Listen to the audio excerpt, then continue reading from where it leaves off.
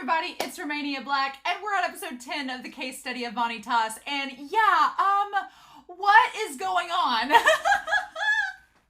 I'm loving Roland's character. We've met Dr. Moreau, or we've just met Dr. Moreau. We don't know very much about him, except that he's, been experimenting on humans. Vanitas has been one of them.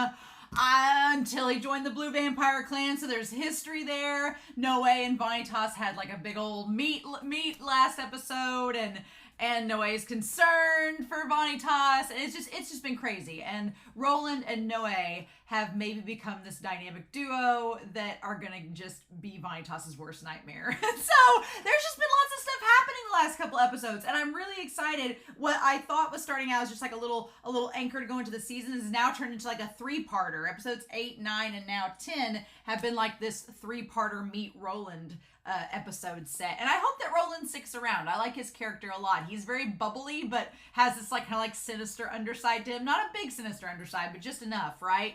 And so I have a lot of comments that I want to touch base on before we start this episode.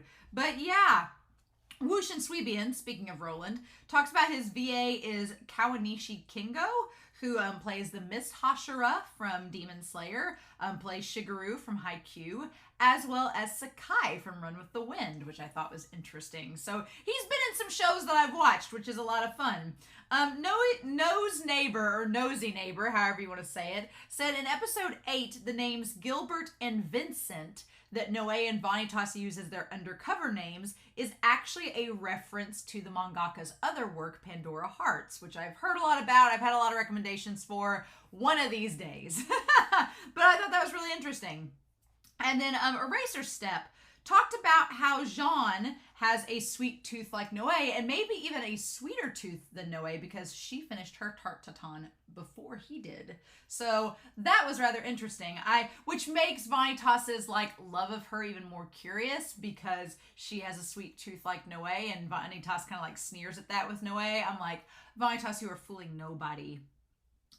G Malika, though, had a really cool observation that I've been trying to articulate Vanitas, like, why he didn't necessarily stop the curse bearing for Jean and cure her. But G Malika brought up a really good point, that Vanitas had to see the malady that the vampires had before he could cure them. So like with Amelia in episode 1 and Thomas in episode 2, Amelia had the thorns and the blood, and Thomas had like the werewolf appearance. So he could see and identify the malady, and that's how he could diagnose and cure them. With Jean, the malady hasn't really taken over her body that much. She's just been thirsting for blood. So it's not like, it's one of those things where it's not serious enough that he can identify the problem and take care of it. So that makes sense. I'm a little worried for Jean in that state because I don't want it to progress with her, but we'll see. And that could be why with Louis they couldn't really do anything about it, because he'd had the curse bearing, but it hadn't advanced enough to cause a problem they could identify.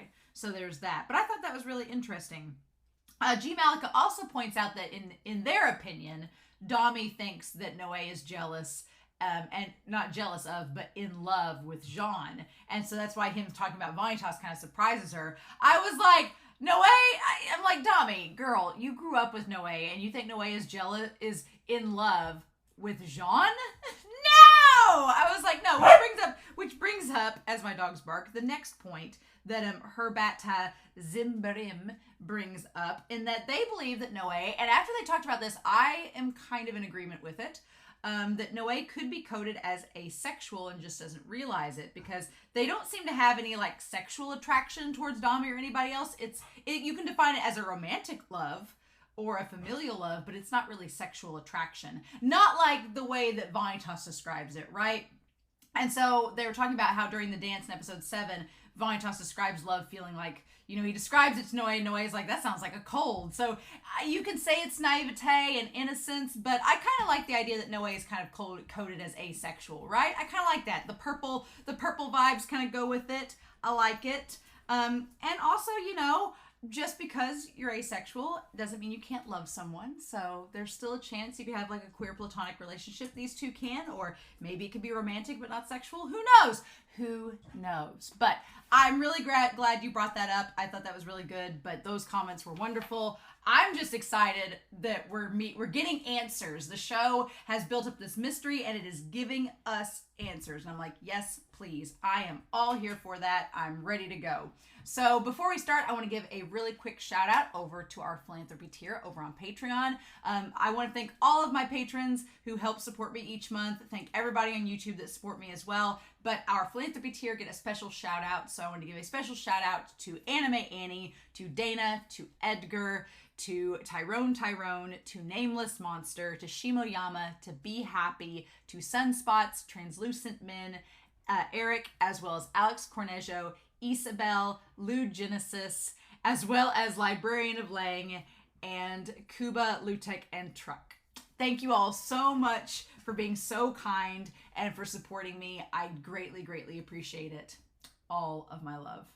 But yeah, I'm ready, y'all. I'm so excited. I don't know what else we're going to find out about Vanitas, but when you have this character, Moreau seems rather eccentric, and he also seems like a character that likes talking and hearing himself talk, and so I'm like, are you going to reveal us all the secrets? Please say that you are. I would love it if you would give us more secrets about Vanitas, especially as we're nearing the end of this first cour, the halfway point. That would be great. So yeah, we are going to start the case study of Vanitas and find out. Episode 10, baby. We're going to do that here in 3, 2, 1, and let's do this.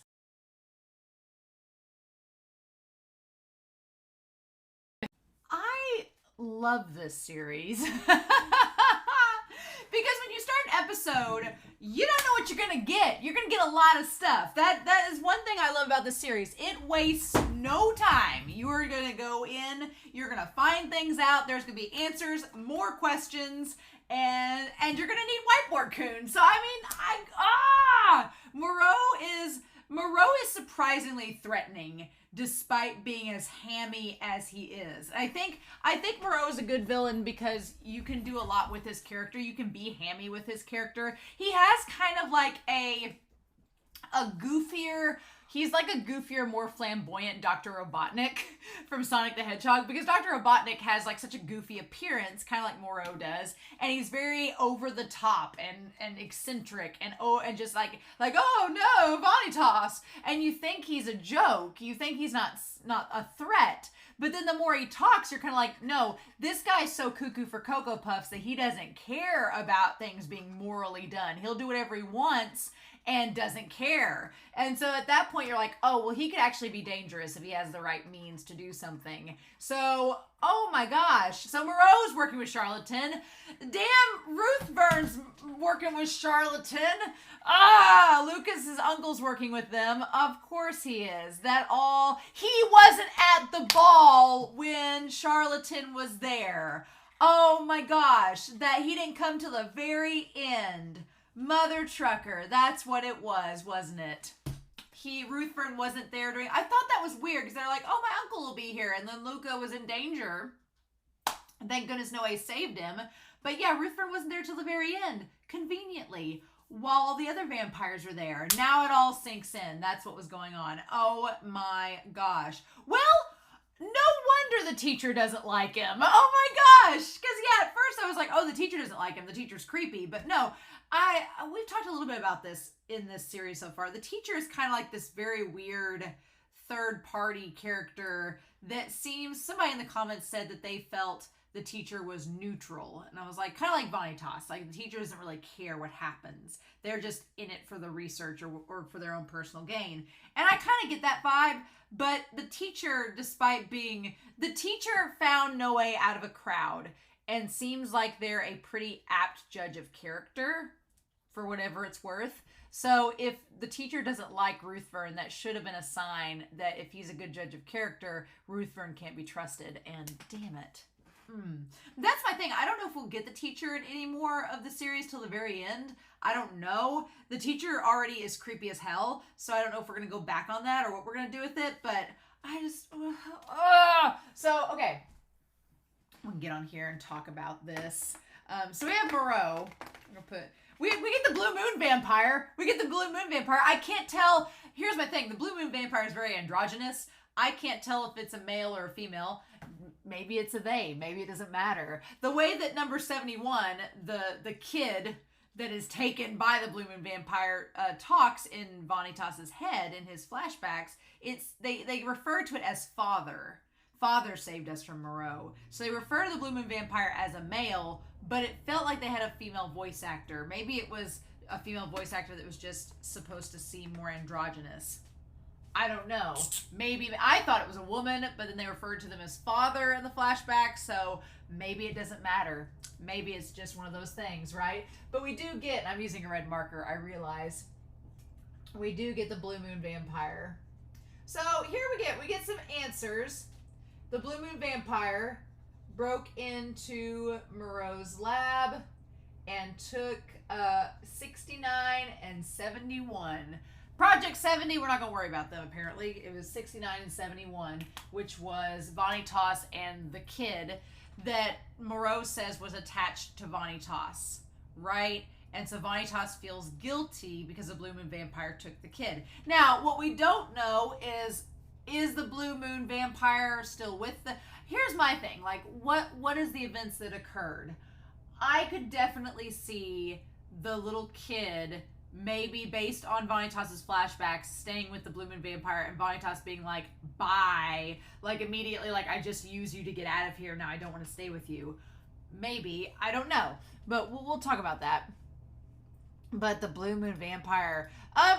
Also, grabbing... The Blue Moon Vampire says, what a cruel thing to do to a child such as this. So, obviously, like, the experiments Moreau had done with the child, the Blue Moon Vampire was like, oh, God, no. The kid also has, like, white hair. Did the kid have white hair to begin with? Or did it get white hair once she bit him? Had she bit him at that point? I don't think she had. Or they, I guess. What is noticeable, though, is how the Blue Moon Vampire looks. The Blue Moon Vampire seems to have looks similar to the Queen. So, is the Blue Moon Vampire always been like that? Is that a sign of their curse? Is Vanitas going to get black skin by the end of it? They got the gloves. Is their skin going to turn black like that? I don't know. Are they cursed as well? The curse bearers come from that, so who knows? I do think we get to see Vanitas seemingly before they have the bright blue eyes. Their eyes are like a dark blue. Okay, so it was kind of like the darkened eyes from the last episode. All right. And then the Blue Moon Vampire says, will you too come with me? So the little boy, 71, was like, yeah, let's get out of here. I'm going with you all the way. But was Vanitas hesitating because was Vanitas thinking it was exchanging one hell for another, right? I don't know, because we have this shadow cast from the Blue Moon onto Vanitas. The Blue Moon Vampire is also freaking tall. Really tall. Like, a lot taller than Vanitas. Like, that thing has to be 7 foot. And has, like, this pentagram, horns, head, like, devilish-looking scepter staff with them. Interesting. Very interesting. So, yeah, and then Vanitas obviously agreed to go because... they show back because they inherited the Blue Moon Vampire's will somehow. I'm very curious. Again, we get 2 answers, and then we have 1,000 more questions asked, right? But yeah, it seems like Vanitas always had the long hair pulled back, but got like the hourglass, and we don't know what the hourglass represents. The sand is always at the bottom, so we don't know what that means, and has like the blue accessories, right? We're not sure, but yeah, he comes in there like trying to play up to Dr. Moreau and trying to make it seem like they're just giving him flattery and accolades to try to just pry information out, because Vanitas knows how Moreau is. He knows Moreau is eccentric and crazy, and is like, well, if we just suck up to him enough, he might answer our questions. But what I like is Moreau is not a slouch. Moreau answers the questions he feels he can answer, but when they get to the question of who's your benefactor, he's like, you didn't ask the right question. You know what he reminds me of? The Dr. Moreau reminds me of the IT guy from Jurassic Park that sets, like, he ends up getting eaten by the dinosaur that like fans its like little like fans its neck out. But yeah, he like reminds me of the IT guy that's so eccentric and like slimy, but you have to ask the right questions, otherwise he's like, nah, you didn't say the magic words. Like, it has that kind of vibe to his character. He's just repulsive. right? And then, of course, he's like, are these friends of yours? He's like, oh, no, they're your supporters, doctor. And I like that everybody's just like, I like they all decide to play along. And Roland, you can just see the look on his face. Roland instantly is like, okay, I get what we're doing. Roland is a big old cinnamon bun like Noe, but whereas Noe is a bit more naive and innocent, I feel like Roland's more on to what's going on, and he's more apt to be like, oh yeah, let me help out with you. I hope we see more of Roland. I really like Roland's character. I thought when we first met Roland back in episode 8, he was going to be like an antagonist, and I wasn't going to like his character. But by last episode, I'm like, okay, no, he's going to like help, you know, reform the chasseurs, and he's like learned the value of friendship with Noe. He's been smoldered. He's fine. So I was like, I really like Roland's character, and I think I like Olivier too. Olivier is just like Roland's keeper that is long suffering. He's just like, he is the straight man to Roland's eccentricities. He's just like, are you freaking kidding me? I love Olivier already. I want more of him and Roland. And they have like the hazel eye and the green eyes and the dark hair and the blonde hair. I want more of it, please. I just need more of that in my life. But yeah, so I like that the entire lab is like this nexus. It's just like this eye, which kind of makes sense because Moreau is obsessed with vampire eyes. Like just, it's so crazy, right? So creepy. But yeah, but they all decide to try to convince him to dish out information. I love that he says, oh, what a relief. If it turned out you've been evildoers, I'd have to kill you. And it's like, honestly though, one thing that this also reminds me of is it reminds me of the lab that Ray was in Neon Genesis Evangelion. Reminds me a little bit of that setup. If you've not seen Neon Genesis, I'll say no more. But if you have, the setup's looking a little bit like it. But yeah, I like that they have this Be Our Guest moment where all of the experiments start coming out of the woodwork and Noe's like, what are we doing exactly? And I like instantly Vanitas. They don't beat around the bush. Vanitas is like, as soon as I get a chance, we're going to get our information and get out, or I'm going to kill him. Like Vanitas is not happy to be here whatsoever, right? We'll have to let the Chaucers have him or I'll slay him myself. And it's kind of creepy because, yeah, they all just look augmented. Like, they look like robots. All of the vampires that have been experimented on.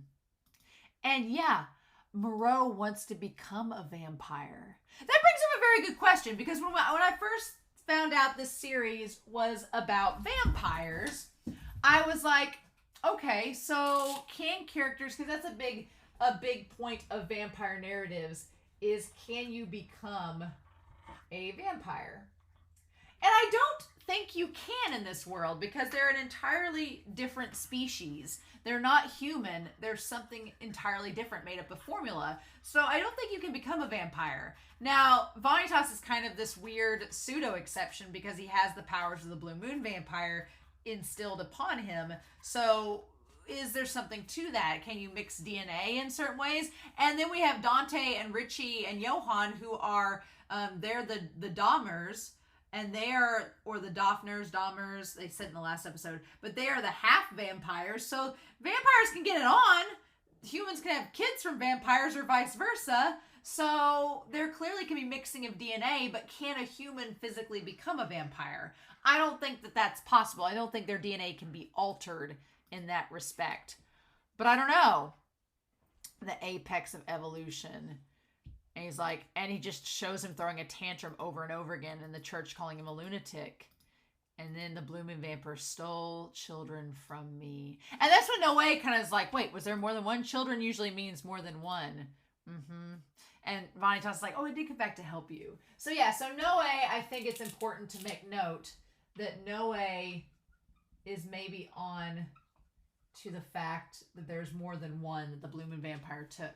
Now, again, there's a lot of options that could have happened here. Did the Blue Moon Vampire, it didn't seem like they were going to kill 71, because I was like, at first I was thinking, oh, well, did they eat 71? Did they kill them? But that didn't seem to be the case. So there's a very good chance that 71, either did Vanitas kill them and they're no longer here, or are they still alive and with the Blue Moon Vampire?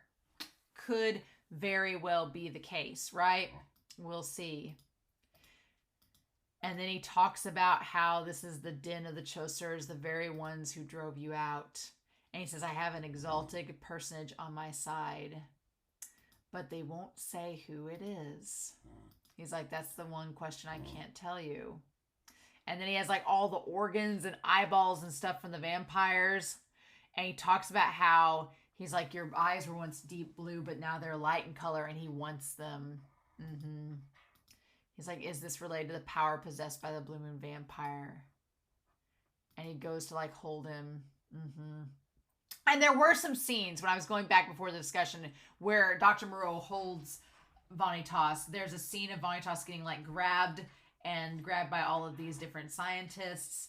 And then you see him like getting cut all over. Like for a second I thought his hand had been actually removed from his body, like amputated, but no, they just cut like on his arms and his stomach. I'm like, of course Vanitas would hate this man and hate this institution because of the suffering they put him and 71 through. But I love that Noé grabs his hand here, and Vanitas is like, he's like, don't do this, Noé, you're gonna blow our cover. But Noé's like, I can't take this anymore. He's like, stop referring to people as numbers. They have names. And that checks out because it's not just Noé standing up for Vanitas. It's the fact that Noé, for vampires, their name is their livelihood. It's their soul. So Noé is like, if you're not gonna give people respect by calling them by their proper names, get out. And it's like, oh, I just... No way. And I love that Roland's like, I'm glad you did something because I was about to kill him. I was like, yes. I love that Roland and Noé were instantly standing up for Vanitas. And Vanitas tries to torture him and be like, I want to know who this guy is. But they don't find out it's Ruth Verne because Spider. So we have over here, we have Nania. We have Spider. I feel like there's one more. And then we also have Moreau, and then we have Ruth Verne. And they are all working together with Charlatan.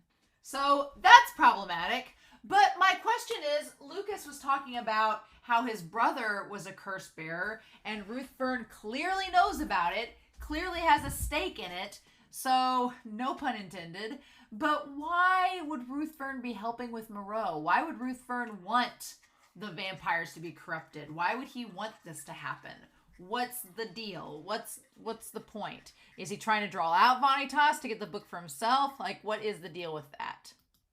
And so then they decide that they're gonna decide to destroy the lab. Now, when Vanitas says, "Is the curse bearer Dante?" Is that the curse bearer Dante and company were after? For a second, I thought they meant that Dante was the curse bearer, and I'm like, when did this happen? But no, it was the one that they were chasing after. And he goes to get Moreau, and he says, "Before I forget, how is 71 doing?" And the soundtrack stopped. Like, everything stopped, and Vanitas froze. The moment 71 was mentioned, it was like... And I'm like, you had to have known going in to see Moreau that if he remembered you, he'd remember your brother. You had to have known. But, and everything is color spotted except for the blue. So I'm like, can the Blue Moon vampire, I'm assuming they can bite more than one person. Can they imbue powers to 71 just like they did Vanitas? I don't know. Obviously, Vanitas is not his actual name. And he's like, why is he not here with you? And then he says, you were attached. That kid was attached to you. We hear in his ear 71 say, "Big brother, why do you hate Father so? Father is a good person. He rescued us from Moreau's lab, remember?" So we've got this situation where it seems like number 71 likes the Blue Moon vampire and Vanitas does not. So the question is, why not? Why does 71 like them but not Vanitas? And to that, we don't know the answer yet. That's one of those questions. And it says, give him back. Give him back. Give my father back to me. So what? So he says give him back. So did Vanitas kill the Blue Moon vampire? Did that happen? What? I was like, what is happening? So there's part of the flashback that we don't know the answer to. There's part that is shrouded in mystery that the story is choosing not to tell us yet. And that's when Noe like reaches out to him. And then we see this monstrosity, which the shadow has very much Full Metal Alchemist father vibes. The homunculus in the flask has all the vibes to it. It has like the mouths within mouths, but also has like the smoke coming off of it, much like Charlatan did as well. So it's literally a curse bearer that's become this monster. So the crazy thing is that it's transformed to the point where you would think it'd be beyond saving. But this specific one, Vanitas says, once it consumes its host entirely, then it'll kill itself. It's kind of like a fail-safe, I guess. But Noe's like, we have to try to save him. And Vanitas is like, we can't do anything from the outside. And that's when Noe's like, well, then we'll just go inside. But he gets knocked against the wall, which again, Vanitas is mainly human. So he's not as sturdy as Noe, the vampire. And then he hears his brother again. And I'm going to say his brother because it seems to be like if they're not biologically, they're, figuratively brothers. And he says, what an idiot. And the water's blue. I love the water's blue too. He says, tell me, why are you putting yourself in danger to help the vampires of the Crimson Moon? So it seems like the Blue Moon and 71 do not like the Crimson Moon vampires. They are not on board with ye old Crimson Moon vampires. Not having it. Right? Why do you put yourself in danger to help them? They exiled Father. Yeah, so Father is the Blue Moon vampire, even though it sounds like a woman, is that. So they exiled him. Okay, we knew that from the earlier on episodes. Okay. You're too late anyway. Hurry up and tell them. Oh, okay. So I want to say that with the bow tie and everything, I wonder if they're like, so he says they're too late. You should tell them. So are they all curse bearers? Do they all have the potential to be curse bearers? Or is there going to be a giant revolt against the vampires and Vanitas is trying to stop it in time? What is happening? I don't know. And then he says, I know you don't want anyone else to die because of you. Ooh, so that's the question. That's the question. Is 71 dead or alive? That's the question. Who else has died at the time because of him? That's the question. We don't know the answer to it yet. But Noe wakes him up because, of course, Noe wakes him up, telling him that he has to go do this. And so then Noe's like, Noe refuses to accept that this is the end and doesn't want to give up. I love it. He's like, we'll just go inside and do it. And Vanitas is like, what? And he's like, I'll do what I can myself. And then he says, why are you here? What's the point of you being here? And then that's when 71 repeats, what an idiot. Why are you even doing this? And he says, shut your mouth. And that's when he says, yeah, he's doing it because he wants to save the vampires. I'm a doctor. Yeah, he's like, I'm a doctor and I'm going to save the vampires. Yep, okay. And there we go. Yep. I love it. I love that Noe snaps him back into reality. And they convince Roland and them to give them an opening as they both jump in together. Because of course they jump in together. Why? I love that Noe has his hand around Vanitas' waist. I'm like, just what else would you expect, right? I love it. I love it so much. But yeah, then they go inside the monster. I like that it's kind of has this really weird tunnel of lights and it's all the bisexual colors. It's all the red, blues, and fuchsias and purples. Of course it is. But there is the different altered humans and then there is the boy and then the one at the center. The curse bear that manifested it. And I just love that Noe has that the smoldering smirk where he's like, we'll win. And Vanitas is like, because we're working together. Boys, you flirts. You absolute flirts. I freaking love it. It's great. And they manage to use the book. I like that for a second they're underwater and then they manage to use the book. And And they both get out. I love that Vanitas is just like, there's no reason we should be alive. He's like, I don't understand how we did this. And Noé's like, isn't that fun? And I love that Roland's just like, there's a vampire and a human getting along, working together, having fun. Roland's like, I've been told from day one this wasn't possible, but I just witnessed a literal miracle, which connects to his faith and everything. And he tells Olivier, he's like, it's possible. We can change things. And Olivier's like, oh my God, he's been inspired. He's had a revelation. An epiphany has hit him. An epiphany has hit Roland. I absolutely love it. But of course, surprising no one, Moreau has a fail-safe that if something happens, then everything in the lab would be destroyed. So, of course, the fail-safe was there. Luckily, they managed to grab the 2 vampires that were abducted and get out in time. But R.I.P. to all the augmented vampires and humans in the lab. So then Roland decides that he's going to look after the 2 vampires. He's, come to his senses and realized that these vampires didn't do anything. They were technically kidnapped from their world and taken to the human world. And then they mention Count Orlok, which I'm glad they bring him back up into this, because it's like, yeah, he literally is the liaison between humanity and vampires. So he'd be the person to take them to, and he could get them back to the artless world, right?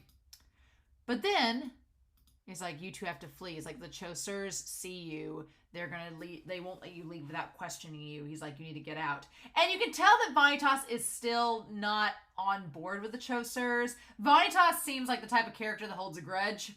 Just a wee bit, right? And so I feel like Vanitas is like, I don't trust any of you all, but we really don't have a choice. So whatever, we'll just go. And then I love Roland gives him the big hug. He's like, bye, besties. See you again soon. And I love Roland to pieces. I definitely want him to come back as a character. And then we have Olivier, who shows up with his like belts across his sternum, looking quite, serious. He's like, you'll never believe this, Olivier, but I befriended a vampire. I made a friend. He reminds me of Martin Freeman's character from Good Omens, right? He reminds me of Aziraphale from Good Omens, where he's like, I befriended a vampire. I just picture him if he had a British accent saying it. Like, I love it. And I love that Olivier reminds me of Vegeta from Dragon Ball Z, and Roland is kind of like very handsome, cute, fluffy Bean Nappa. Because he's like, Olivier, I befriended a vampire, Olivier. And Olivier's like, I'm getting a splitting headache. And he's like, shall I get your medicine, sir? Like, this happens frequently. He frequently gets headaches from Roland and needs his medicine. I like Olivier's design, though. I love his hair. I love the hazel eyes. He's like, if the other Chaucers find out, and he's like, I saw this moment before. He's like, they were having fun. I was taught humans and vampires could never understand one another, but it's so easily overturned. He's like, my heart won't stop racing. I have to do something about this. And Olivier's like, we're just asking for trouble. Love it. And so then the 2 of them make it out like by the sewers. It's great.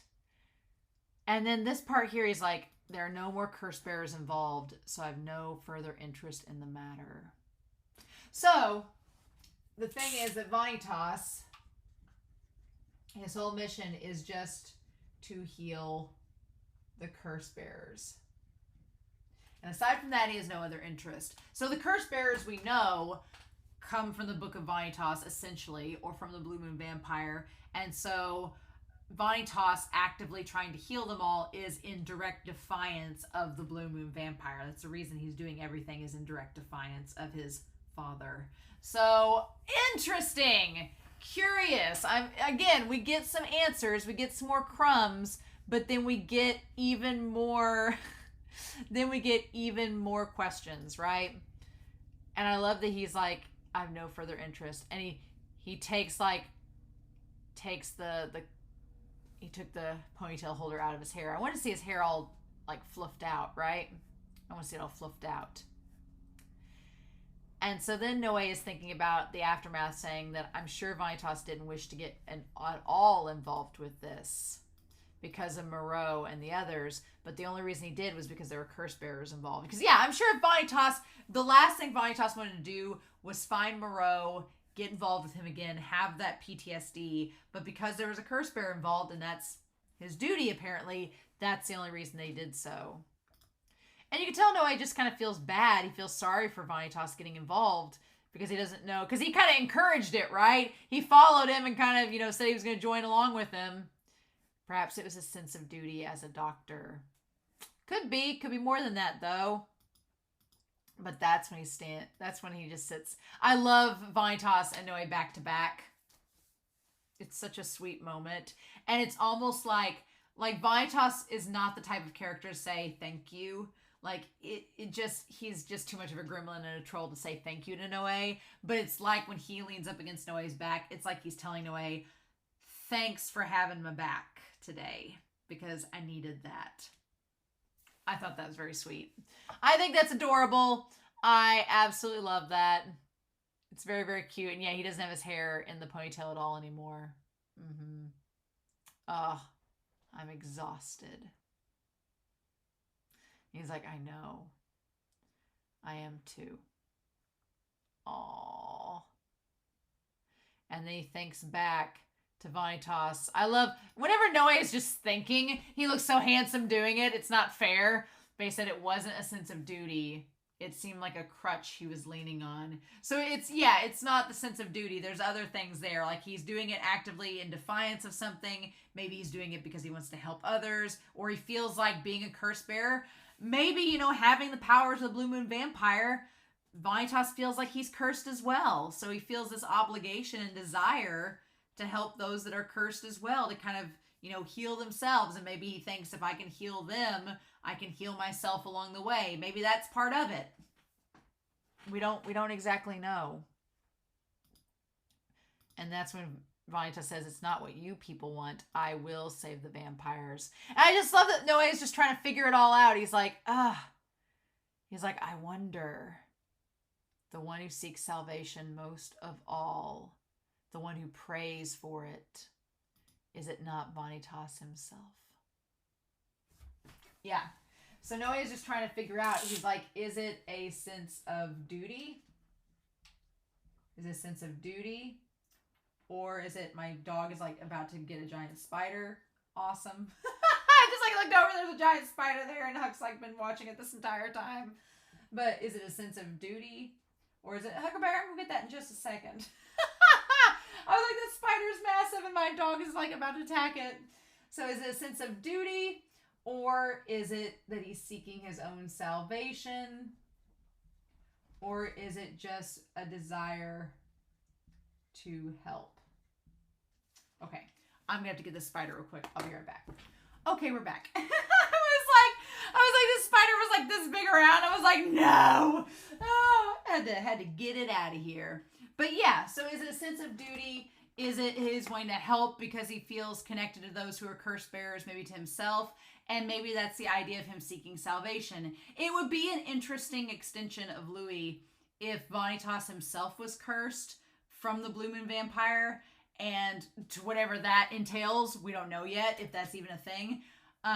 But he feels like his only way to get salvation, his only way to atone, his only way to move forward and maybe free himself is to help the vampires and go in defiance of the Blue Moon Vampire. I don't know. I like that Noé is like us. Noé is trying to piece it together as we go, like we are, and we just need more information. That's all. But yeah. And then we get that damn after credits scene where Dr. Moreau is not happy because his lab was destroyed. And we're in this lab, this location, and I want to see more about what this looks like because we have Spider there. And Spider has the same robe, the same cloak as the augmented human. So there's a very good chance that Spider was one of the experiments of Moreau's. He'll be no use to us for the present. Okay, so Moreau's out of commission for a little while. And that's when we see the vampire. This is all his fault. So there's somebody in the test tube. I'm thinking it's the brother. I feel like it's the brother in the test tube, the one that's the curse bearer, and Ruthven has him like on stasis. But I'm like, why don't you just let Vanitas cure him? What's the deal? He says, Noe Archiviste. So he knows his background, his past. Okay, and what do we have here? What is this? Now he'll have to deal with me. There's somebody with long hair in that damn tube. I'm like, is it the brother? Has he captured Veronica because there's all this long hair? Is it the Blue Moon Vampire? Who knows? There's a bunch of long hair and a test tube. So, why? What is happening? What is going on? All that hair, it looks like a bunch of long white hair. So I'm like, but the skin doesn't look blackened like the Blue Moon Vampire. So maybe it's Veronica? What? I don't know if I'm going to be able to wait. I don't know. I'm like, what is happening? So I don't know. I really liked this episode. It went by so fast. There was so much action. And then we got backstory with Vanitas. We found this mysterious number 71. There's a connection to the Blue Moon Vampire. We got to see them. Noe and him had a moment. It was like, what else could I have asked for? New characters, intrigue, and this damn cliffhanger. So, what do we do? That is the question. And now we know that Ruthven cannot be trusted. But our boys don't know that, so they're going to be probably tricked by him.